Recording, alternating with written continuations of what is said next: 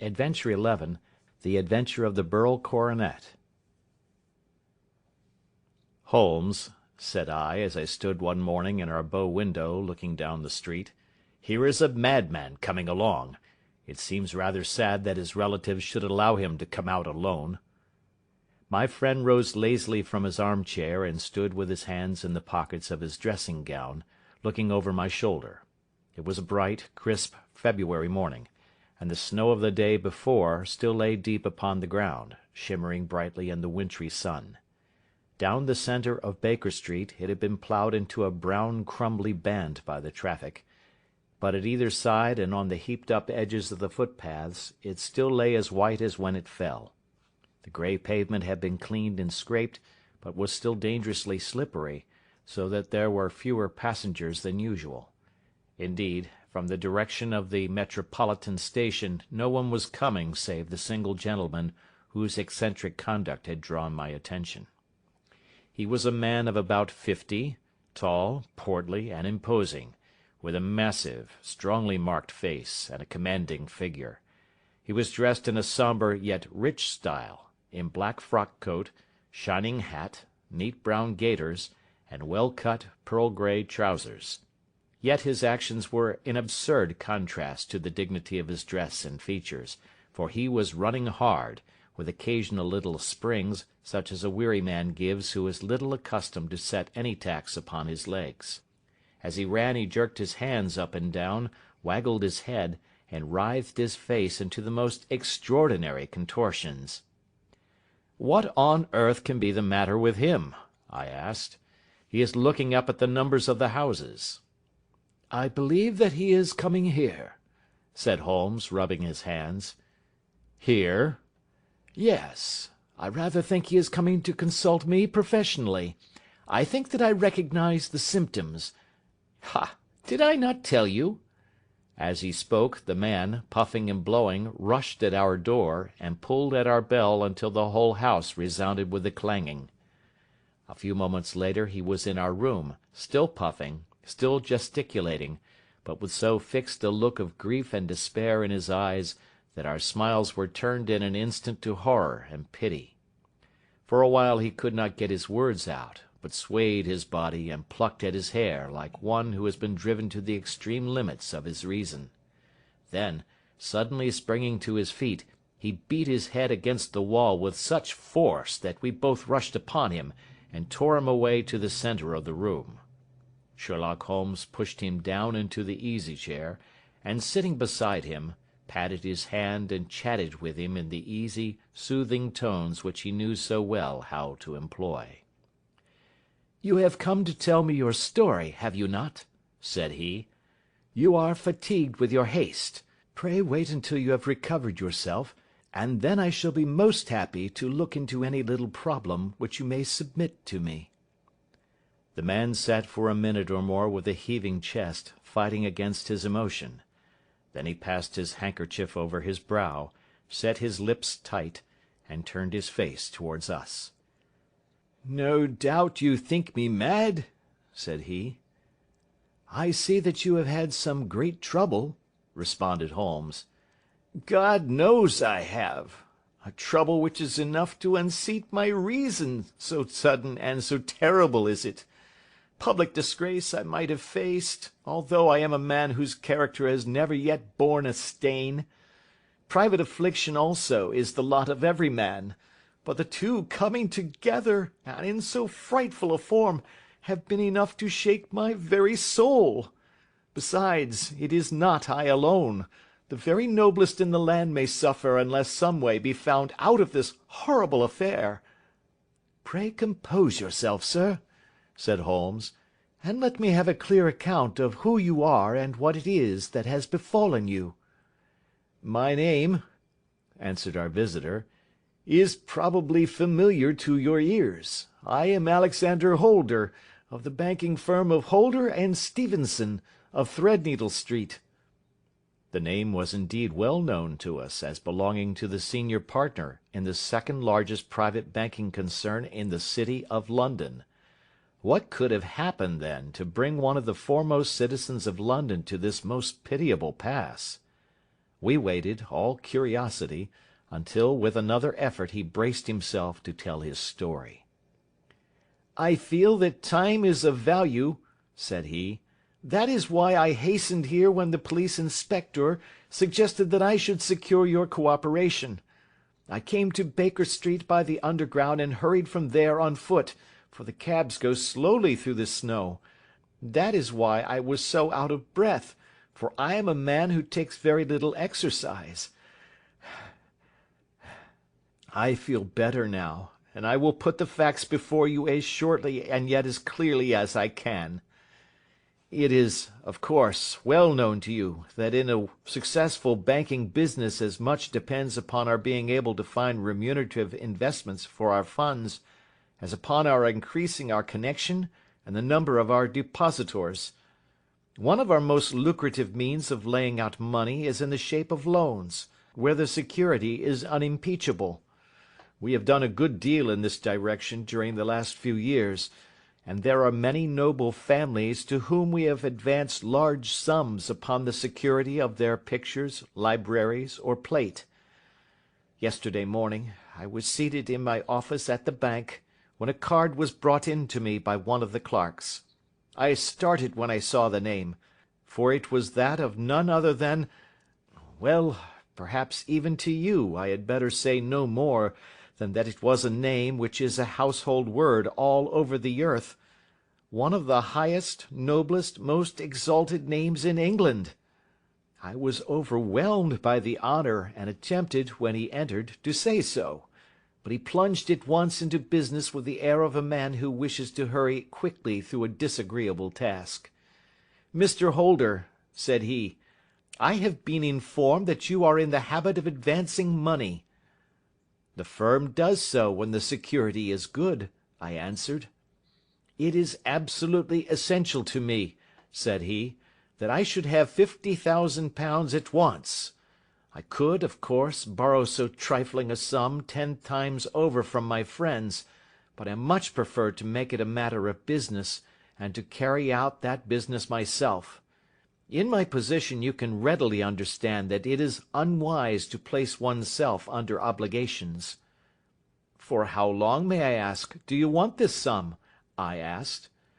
"Next Monday I have a large sum due to me, and I shall then most certainly repay what you advance, with whatever interest you think it right to charge. But it is very essential to me that the money should be paid at once."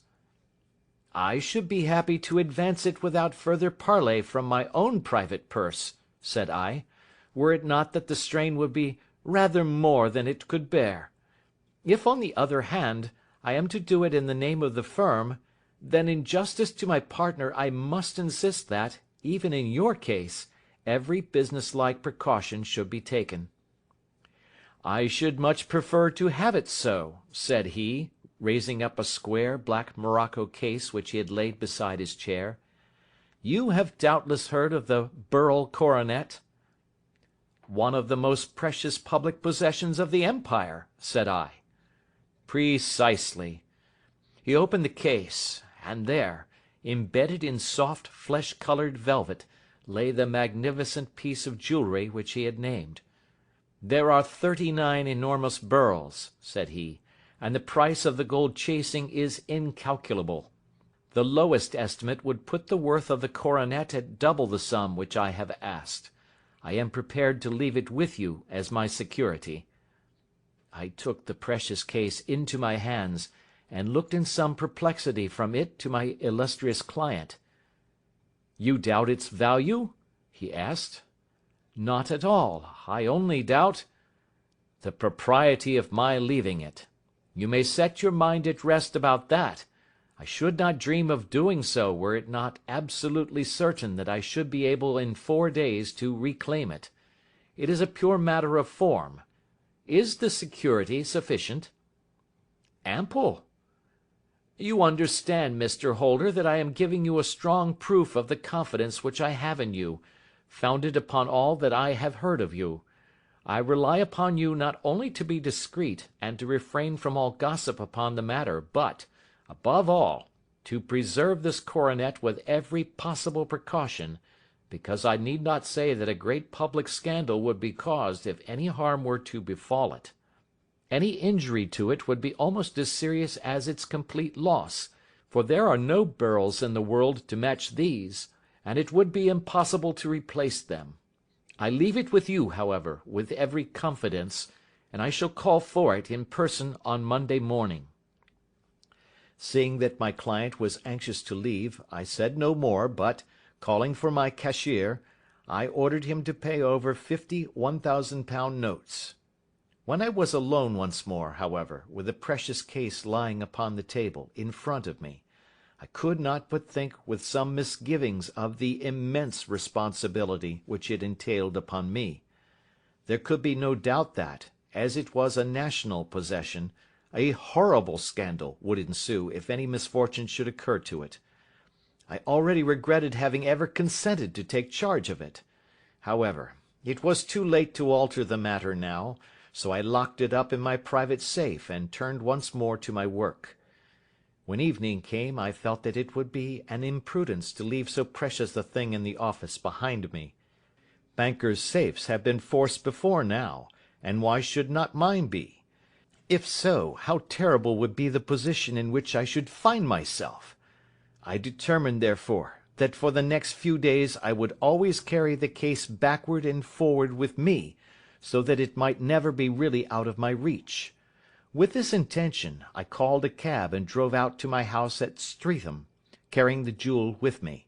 I did not breathe freely until I had taken it upstairs and locked it in the bureau of my dressing-room. And now, a word as to my household, Mr. Holmes, for I wish you to thoroughly understand the situation. My groom and my page sleep out of the house, and may be set aside altogether. I have 3 maidservants who have been with me a number of years, and whose absolute reliability is quite above suspicion. Another, Lucy Parr, the second waiting-maid, has only been in my service a few months. She came with an excellent character, however, and has always given me satisfaction. She is a very pretty girl, and has attracted admirers, who have occasionally hung about the place. That is the only drawback which we have found to her, but we believe her to be a thoroughly good girl in every way. So much for the servants. My family itself is so small that it will not take me long to describe it. I am a widower and have an only son, Arthur. He has been a disappointment to me, Mr. Holmes, a grievous disappointment. I have no doubt that I am myself to blame. People tell me that I have spoiled him. Very likely I have. When my dear wife died, I felt that he was all I had to love. I could not bear to see the smile fade even for a moment from his face. I have never denied him a wish. Perhaps it would have been better for both of us had I been sterner, but I meant it for the best. It was naturally my intention that he should succeed me in my business, but he was not of a business turn. He was wild, wayward, and, to speak the truth, I could not trust him in the handling of large sums of money. When he was young he became a member of an aristocratic club, and there, having charming manners, he was soon the intimate of a number of men with long purses and expensive habits. He learned to play heavily at cards and to squander money on the turf, until he had again and again to come to me and implore me to give him an advance upon his allowance, that he might settle his debts of honour. He tried more than once to break away from the dangerous company which he was keeping, but each time the influence of his friend, Sir George Burnwell, was enough to draw him back again. And indeed, I could not wonder that such a man as Sir George Burnwell should gain an influence over him, for he has frequently brought him to my house, and I have found myself that I could hardly resist the fascination of his manner. He is older than Arthur, a man of the world to his finger-tips, one who has been everywhere, seen everything, a brilliant talker, and a man of great personal beauty. Yet when I think of him in cold blood, far away from the glamour of his presence, I am convinced from his cynical speech and the look which I have caught in his eyes, that he is one who should be deeply distrusted. So I think, and so too thinks my little Mary, who has a woman's quick insight into character. And now there is only she to be described. She is my niece, but when my brother died 5 years ago, and left her alone in the world, I adopted her, and have looked upon her ever since as my daughter. She is a sunbeam in my house, sweet, loving, beautiful, a wonderful manager and housekeeper, yet as tender and quiet and gentle as a woman could be. She is my right hand. I do not know what I could do without her. In only one matter has she ever gone against my wishes. Twice my boy has asked her to marry him, for he loves her devotedly, but each time she has refused him. I think that if anyone could have drawn him into the right path, it would have been she, and that his marriage might have changed his whole life. But now, alas, it is too late, forever too late. Now, Mr. Holmes, you know the people who live under my roof, and I shall continue with my miserable story. When we were taking coffee in the drawing-room that night after dinner, I told Arthur and Mary my experience, and of the precious treasure which we had under our roof, suppressing only the name of my client. Lucy Parr, who had brought in the coffee, had, I am sure, left the room, but I cannot swear that the door was closed. Mary and Arthur were much interested, and wished to see the famous coronet, but I thought it better not to disturb it. "Where have you put it?" asked Arthur. "In my own bureau." "Well, I hope to goodness the house won't be burgled during the night," said he. "It is locked up," I answered. "Oh, any old key will fit that bureau. When I was a youngster I have opened it myself with the key of the box-room cupboard." He often had a wild way of talking, so that I thought little of what he said. He followed me to my room, however, that night with a very grave face. "Look here, Dad," said he, with his eyes cast down, "can you let me have £200? "No, I cannot," I answered sharply. "I have been far too generous with you in money matters." "You have been very kind," said he, "but I must have this money, or else I can never show my face inside the club again." "And a very good thing too," I cried. "Yes, but you would not have me leave it a dishonoured man," said he. "I could not bear the disgrace. I must raise the money in some way, and if you will not let me have it, then I must try other means." I was very angry, for this was the third demand during the month. "You shall not have a farthing from me," I cried, on which he bowed and left the room without another word. When he was gone, I unlocked my bureau, made sure that my treasure was safe, and locked it again. Then I started to go round the house to see that all was secure, a duty which I usually leave to Mary, but which I thought it well to perform myself that night. As I came down the stairs, I saw Mary herself at the side window of the hall, which she closed and fastened as I approached. "Tell me, Dad," said she, looking, I thought, a little disturbed, "did you give Lucy the maid leave to go out to-night?" "Certainly not. She came in just now by the back door. I have no doubt that she has only been to the side gate to see someone, but I think that it is hardly safe and should be stopped." "You must speak to her in the morning, or I will if you prefer it. Are you sure that everything is fastened?" "Quite sure, Dad." "Then, good night."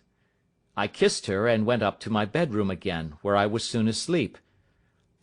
I am endeavouring to tell you everything, Mr. Holmes, which may have any bearing upon the case, but I beg that you will question me upon any point which I do not make clear.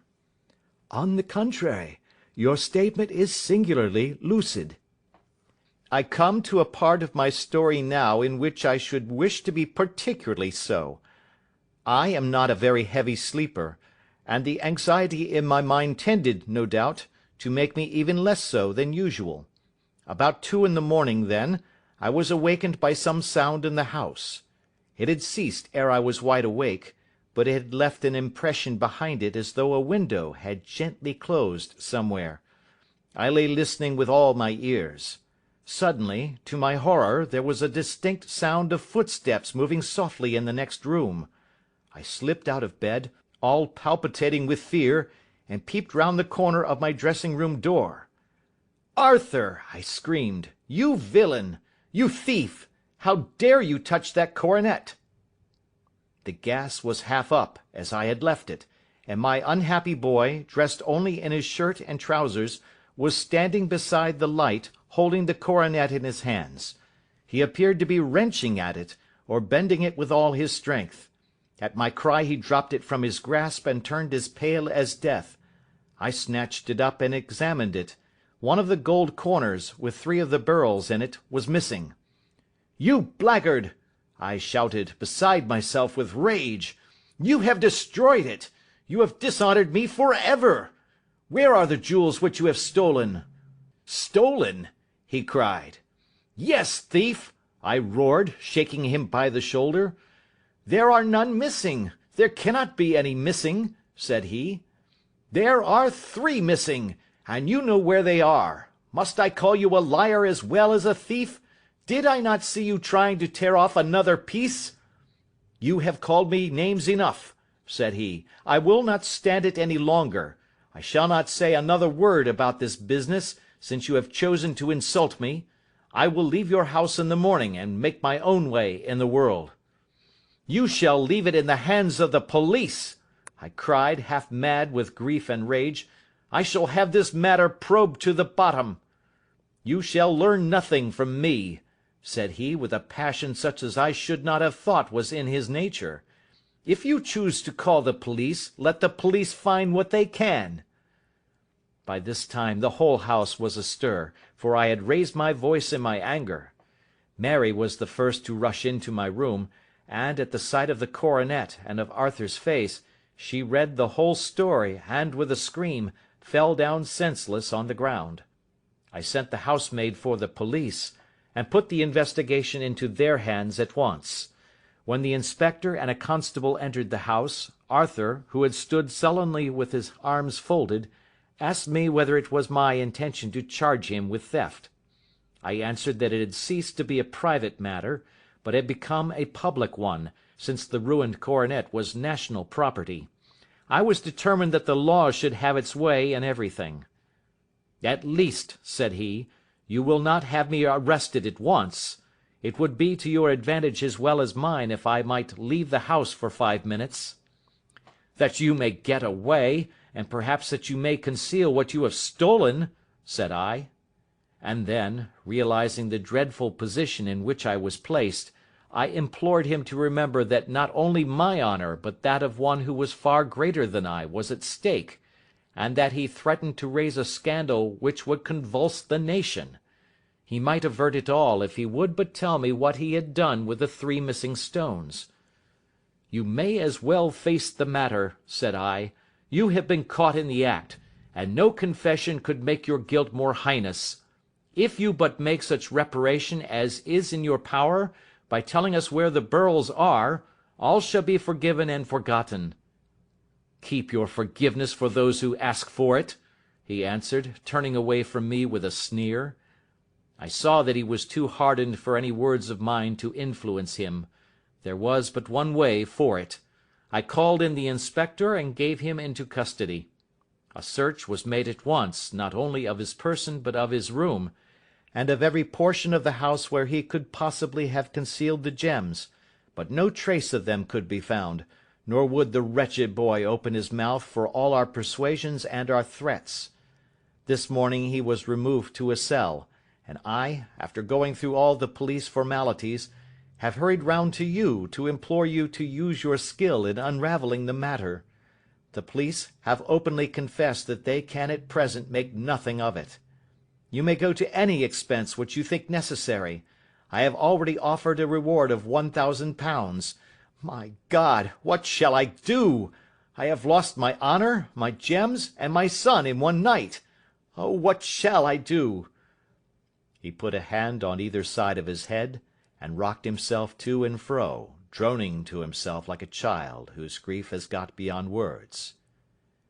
Sherlock Holmes sat silent for some few minutes, with his brows knitted, and his eyes fixed upon the fire. "Do you receive much company?" he asked. "None save my partner with his family, and an occasional friend of Arthur's. Sir George Burnwell has been several times lately. No one else, I think."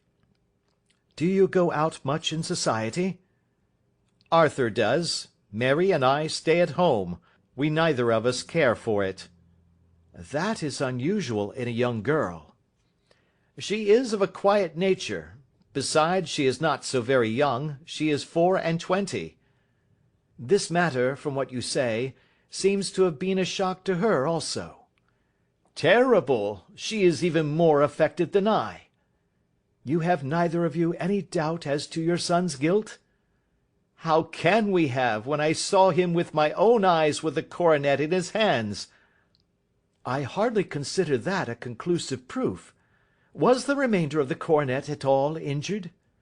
"Yes, it was twisted." "Do you not think, then, that he might have been trying to straighten it?" "God bless you! You are doing what you can for him and for me. But it is too heavy a task. What was he doing there at all? If his purpose were innocent, why did he not say so?" "Precisely. And if it were guilty, why did he not invent a lie? His silence appears to me to cut both ways. There are several singular points about the case. What did the police think of the noise which awoke you from your sleep?" "They considered that it might be caused by Arthur's closing his bedroom door." "A likely story. As if a man bent on felony would slam his door so as to wake a household. What did they say then of the disappearance of these gems?" "They are still sounding the planking and probing the furniture in the hope of finding them." "Have they thought of looking outside the house?" "Yes, they have shown extraordinary energy. The whole garden has already been minutely examined." "Now, my dear sir," said Holmes, "is it not obvious to you now that this matter really strikes very much deeper than either you or the police were at first inclined to think? It appeared to you to be a simple case. To me, it seems exceedingly complex. Consider what is involved by your theory. You suppose that your son came down from his bed, went, at great risk, to your dressing-room, opened your bureau, took out your coronet, broke off by main force a small portion of it, went to some other place, concealed 3 gems out of the 39, with such skill that nobody can find them, and then returned with the other 36 into the room in which he exposed himself to the greatest danger of being discovered. I ask you now, is such a theory tenable?" "But what other is there?" cried the banker, with a gesture of despair. "If his motives were innocent, why does he not explain them?" "It is our task to find that out," replied Holmes. "So now, if you please, Mr. Holder, we will set off for Streatham together, and devote an hour to glancing a little more closely into details." My friend insisted upon my accompanying them in their expedition, which I was eager enough to do, for my curiosity and sympathy were deeply stirred by the story to which we had listened. I confess that the guilt of the banker's son appeared to me to be as obvious as it did to his unhappy father, but still I had such faith in Holmes's judgment that I felt there must be some grounds for hope, as long as he was dissatisfied with the accepted explanation. He hardly spoke a word the whole way out to the southern suburb, but sat with his chin upon his breast and his hat drawn over his eyes, sunk in the deepest thought. Our client appeared to have taken fresh heart at the little glimpse of hope which had been presented to him, and he even broke into a desultory chat with me over his business affairs. A short railway journey and a shorter walk brought us to Fairbank, the modest residence of the great financier. Fairbank was a good-sized, square house of white stone, standing back a little from the road. A double carriage sweep, with a snow-clad lawn, stretched down in front to 2 large iron gates which closed the entrance. On the right side was a small wooden thicket, which led into a narrow path between 2 neat hedges stretching from the road to the kitchen door, and forming the tradesmen's entrance. On the left ran a lane which led to the stables, and was not itself within the grounds at all, being a public, though little used, thoroughfare. Holmes left us standing at the door, and walked slowly all round the house, across the front, down the tradesman's path, and so round by the garden behind into the stable lane. So long was he that Mr. Holder and I went into the dining-room and waited by the fire until he should return. We were sitting there in silence when the door opened, and a young lady came in. She was rather above the middle height, slim, with dark hair and eyes, which seemed the darker against the absolute pallor of her skin. I do not think that I have ever seen such deadly paleness in a woman's face. Her lips, too, were bloodless, but her eyes were flushed with crying. As she swept silently into the room, she impressed me with a greater sense of grief than the banker had done in the morning, and it was the more striking in her as she was evidently a woman of strong character, with immense capacity for self-restraint. Disregarding my presence, she went straight to her uncle and passed her hand over his head with a sweet womanly caress. "You have given orders that Arthur should be liberated, have you not, Dad?" she asked. "No, no, my girl, the matter must be probed to the bottom." "But I am so sure that he is innocent. You know what women's instincts are. I know that he has done no harm, and that you will be sorry for having acted so harshly." "Why is he silent, then, if he is innocent?" "Who knows? Perhaps because he was so angry that you should suspect him." "How could I help suspecting him, when I actually saw him with the coronet in his hand?" "Oh, but he had only picked it up to look at it. Oh, do take my word for it, that he is innocent. Let the matter drop and say no more. It is so dreadful to think of our dear Arthur in prison." "I shall never let it drop until the gems are found. Never, Mary. Your affection for Arthur blinds you as to the awful consequences to me.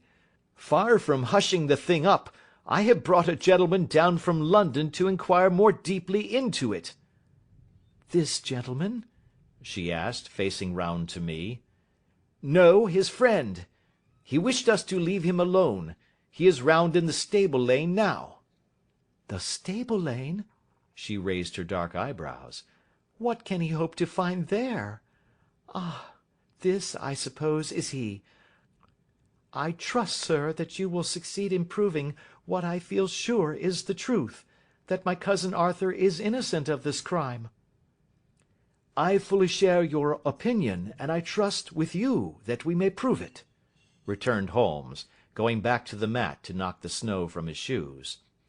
"I believe I have the honour of addressing Miss Mary Holder. Might I ask you a question or two?" "Pray do, sir, if it may help to clear this horrible affair up." "You heard nothing yourself last night?" "Nothing, until my uncle here began to speak loudly. I heard that, and I came down." "You shut up the windows and doors the night before. Did you fasten all the windows?" "Yes." "Were they all fastened this morning?" "Yes." "You have a maid who has a sweetheart.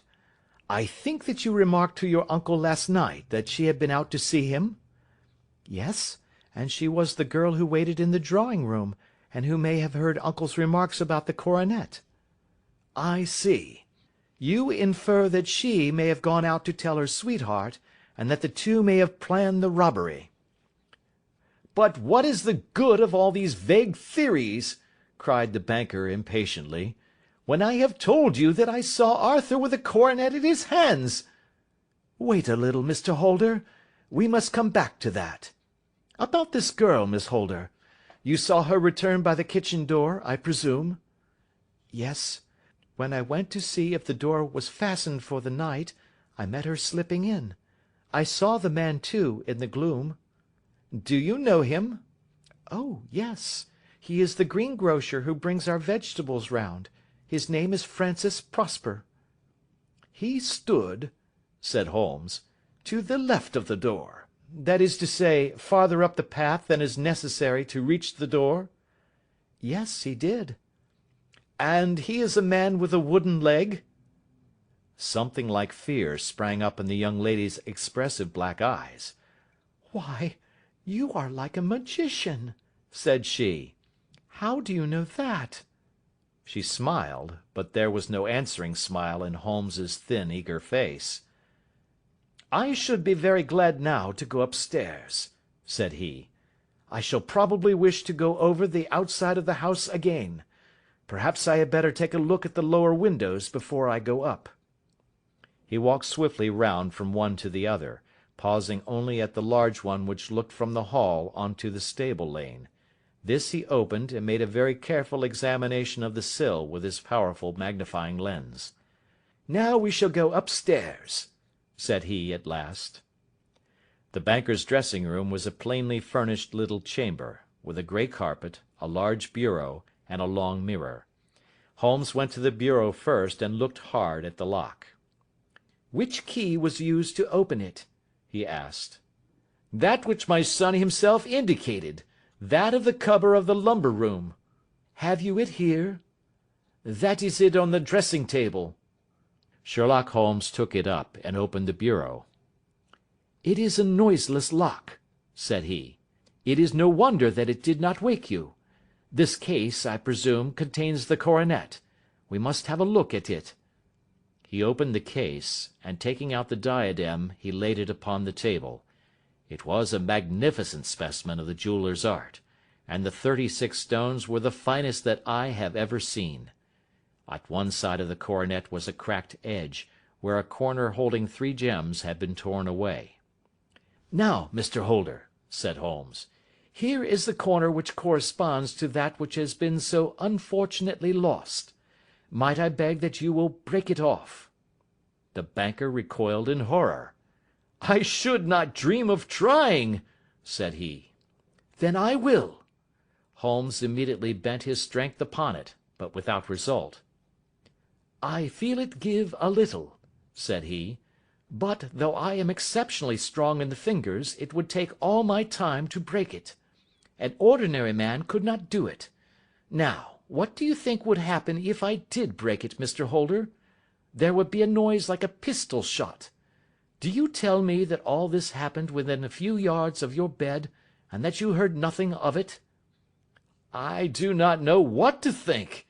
It is all dark to me." "But perhaps it may grow lighter as we go. What do you think, Miss Holder?" "I confess that I still share my uncle's perplexity." "Your son had no shoes or slippers on when you saw him?" "He had nothing on save only his trousers and shirt." "Thank you. We have certainly been favoured with extraordinary luck during this inquiry, and it will be entirely our own fault if we do not succeed in clearing the matter up. With your permission, Mr. Holder, I shall now continue my investigations outside." He went alone at his own request, for he explained that any unnecessary footmarks might make his task more difficult.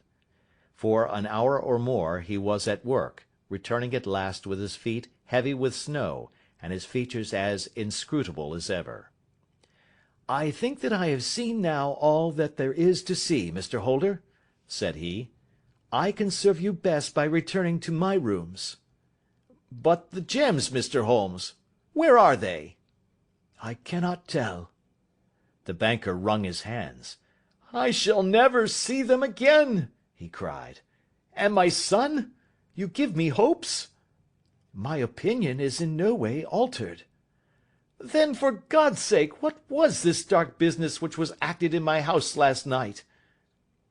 "If you can call upon me at my Baker Street rooms to-morrow morning, between 9 and 10, I shall be happy to do what I can to make it clearer. I understand that you will give me carte blanche to act for you, provided only that I get back the gems, and that you place no limit on the sum I may draw." "I would give my fortune to have them back." "Very good. I shall look into the matter between this and then. Good-bye. It is just possible that I may have to come over here again before evening."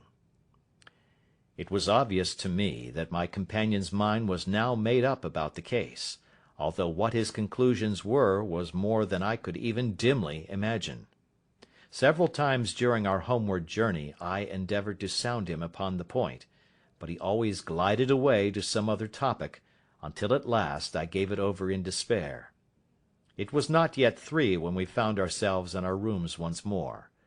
He hurried to his chamber and was down again in a few minutes, dressed as a common loafer. With his collar turned up, his shiny, seedy coat, his red cravat, and his worn boots, he was a perfect sample of the class. "I think that this should do," said he, glancing into the glass above the fireplace. "I only wish that you would come with me, Watson, but I fear that it won't do. I may be on the trail in this matter, or I may be following a will-o'-the-wisp, but I shall soon know which it is. I hope that I may be back in a few hours." He cut a slice of bread from the joint upon the sideboard, sandwiched it between 2 rounds of bread, and thrusting this rude meal into his pocket, he started off upon his expedition. I had just finished my tea when he returned, evidently in excellent spirits, swinging an old elastic-sided boot in his hand. He chucked it down into a corner and helped himself to a cup of tea. "I only looked in as I passed," said he. "I'm going right on." "Where to?" "Oh, to the other side of the West End. It may be some time before I get back. Don't wait up for me in case I should be late." "How are you getting on?" "Oh, so-so. Nothing to complain of. I have been out to Streatham since I saw you last, but I did not call at the house. It is a very sweet little problem, and I would not have missed it for a good deal. However, I must not sit gossiping here, but must get these disreputable clothes off and return to my highly respectable self." I could see by his manner that he had stronger reasons for satisfaction than his words alone would imply. His eyes twinkled, and there was even a touch of colour upon his sallow cheeks. He hastened upstairs, and a few minutes later I heard the slam of the hall door, which told me that he was off once more upon his congenial hunt. I waited until midnight, but there was no sign of his return, so I retired to my room. It was no uncommon thing for him to be away for days and nights on end when he was hot upon a scent, so that his lateness caused me no surprise. I do not know at what hour he came in, but when I came down to breakfast in the morning, there he was, with a cup of coffee in one hand, and the paper in the other, as fresh and trim as possible. "You will excuse my beginning without you, Watson," said he, "but you remember that our client has rather an early appointment this morning." "Why, it is after 9 now," I answered. "I should not be surprised if that were he. I thought I heard a ring." It was, indeed, our friend the financier. I was shocked by the change which had come over him, for his face, which was naturally of a broad and massive mould, was now pinched and fallen in, while his hair seemed to me at least a shade whiter.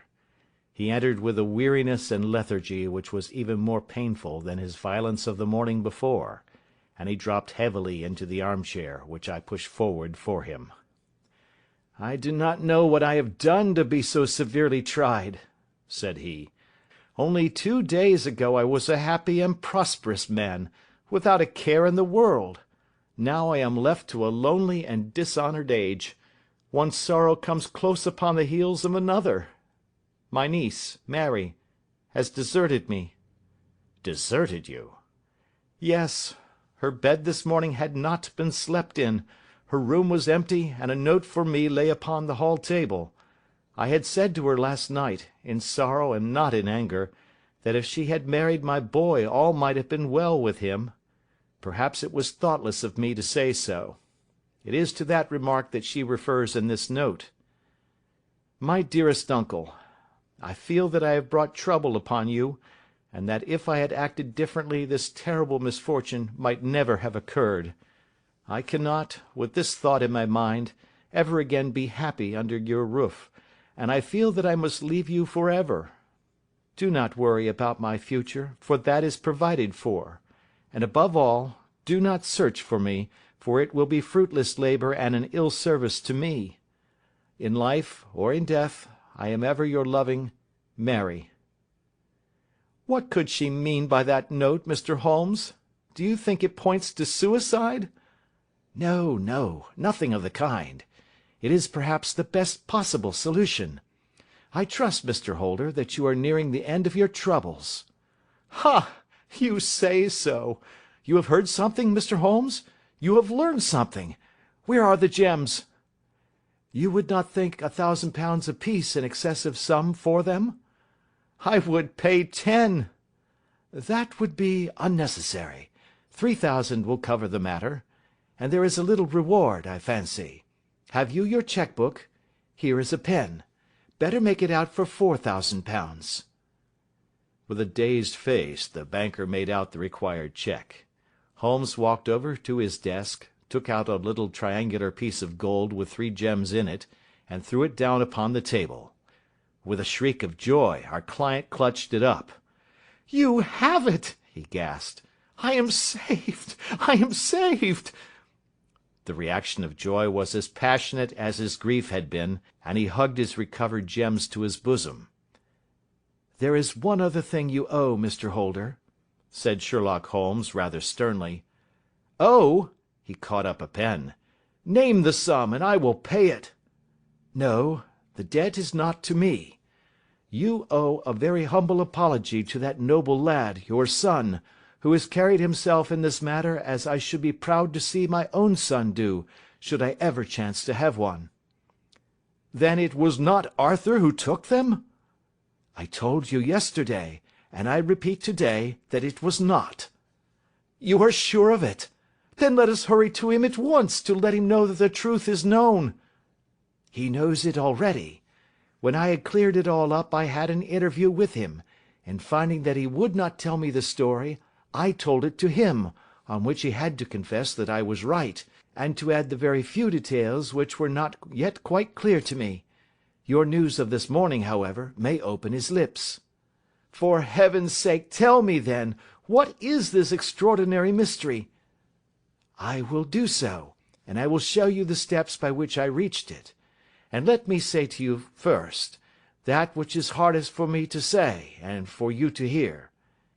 There has been an understanding between Sir George Burnwell and your niece Mary. They have now fled together." "My Mary? Impossible!" "It is unfortunately more than possible, it is certain. Neither you nor your son knew the true character of this man when you admitted him into your family circle. He is one of the most dangerous men in England, a ruined gambler, an absolutely desperate villain, a man without heart or conscience. Your niece knew nothing of such men. When he breathed his vows to her, as he had done to 100 before her, she flattered herself that she alone had touched his heart. The devil knows best what he said, but at least she became his tool and was in the habit of seeing him nearly every evening." "I cannot, and I will not, believe it!" cried the banker with an ashen face. "I will tell you then what occurred in your house last night. Your niece, when you had, as she thought, gone to your room, slipped down and talked to her lover through the window which leads into the stable lane. His footmarks had pressed right through the snow, so long had he stood there.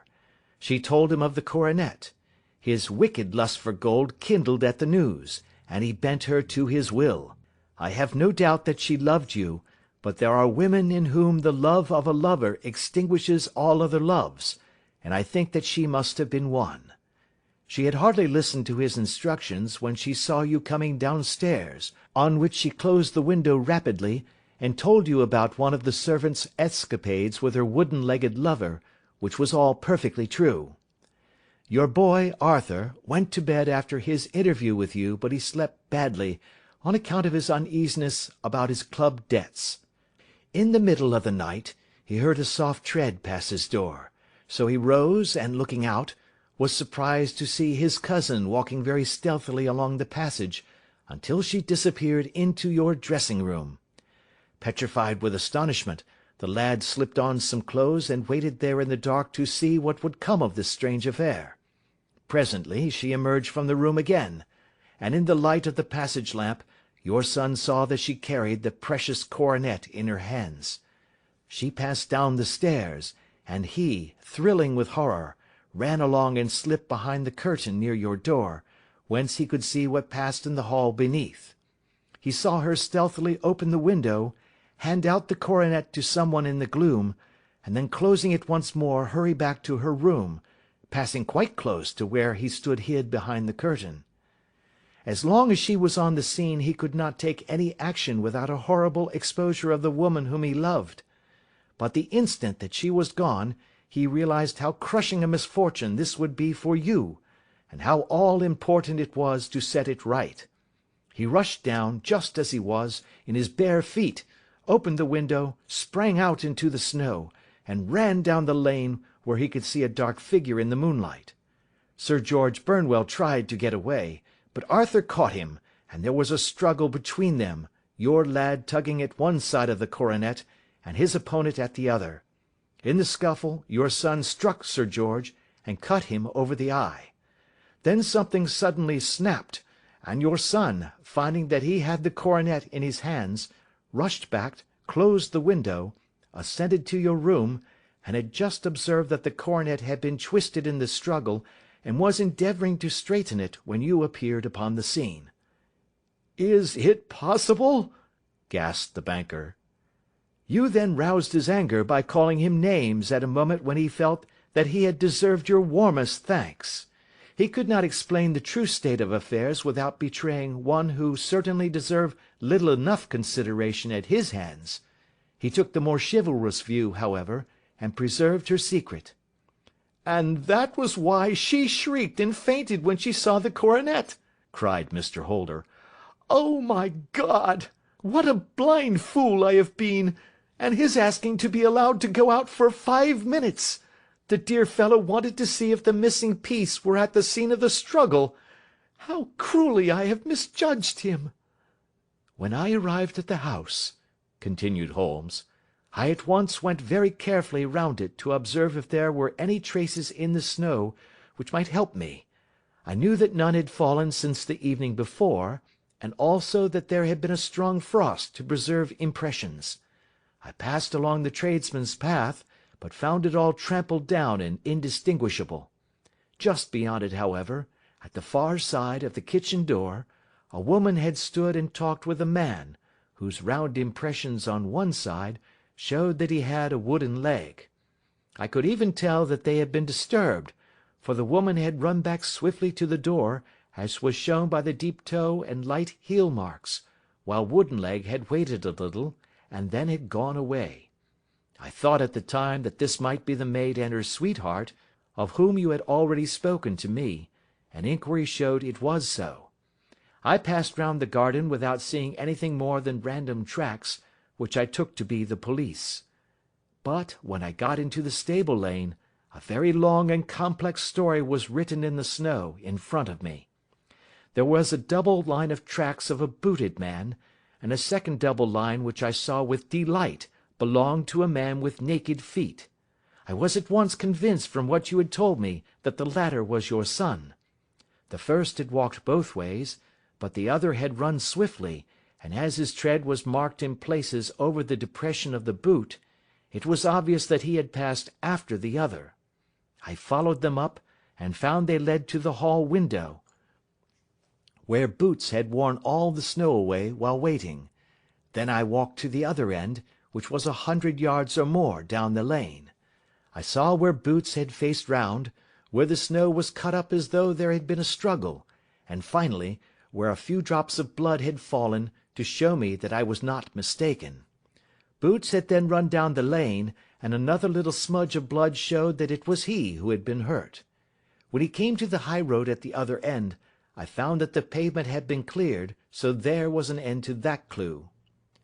On entering the house, however, I examined, as you remember, the sill and framework of the hall window with my lens, and I could at once see that someone had passed out. I could distinguish the outline of an instep where the wet foot had been placed in coming in. I was then beginning to be able to form an opinion as to what had occurred. A man had waited outside the window, someone had brought the gems, the deed had been overseen by your son, he had pursued the thief, had struggled with him, they had each tugged at the coronet, their united strength causing injuries which neither alone could have effected.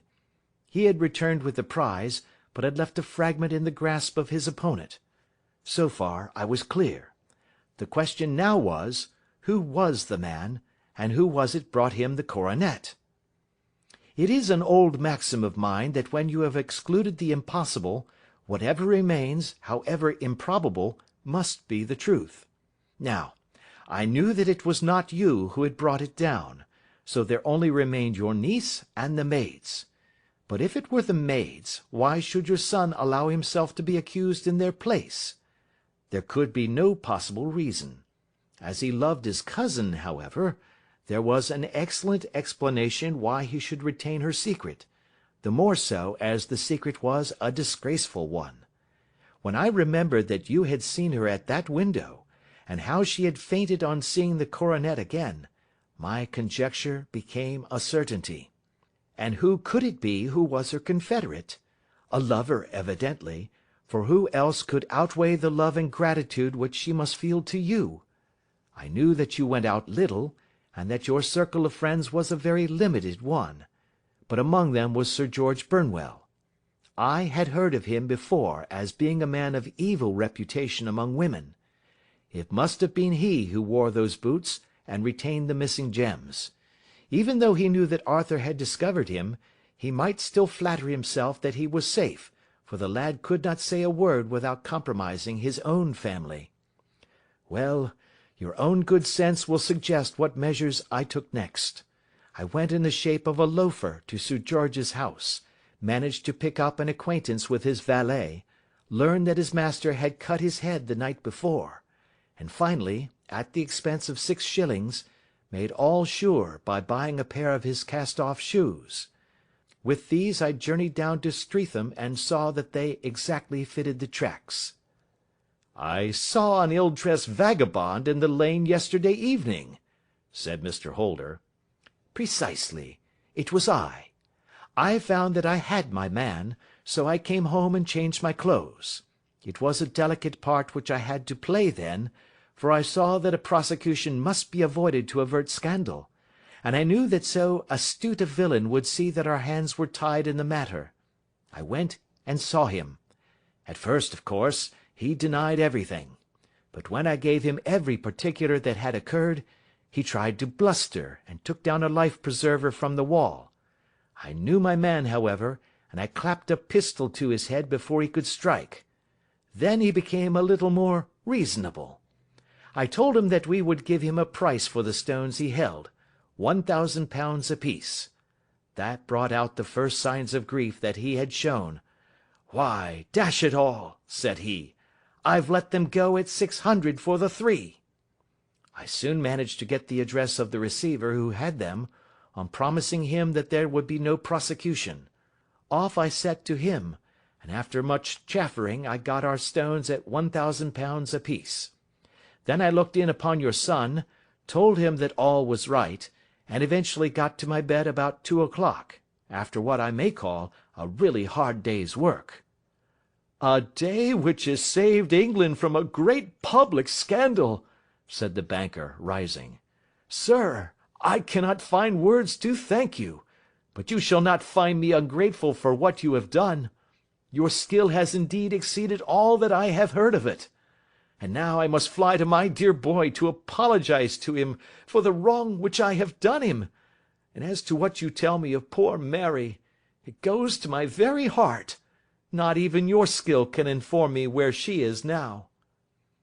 'I think that we may safely say,' returned Holmes, 'that she is wherever Sir George Burnwell is. It is equally certain, too, that whatever her sins are, they will soon receive a more than sufficient punishment.' End of Adventure 11.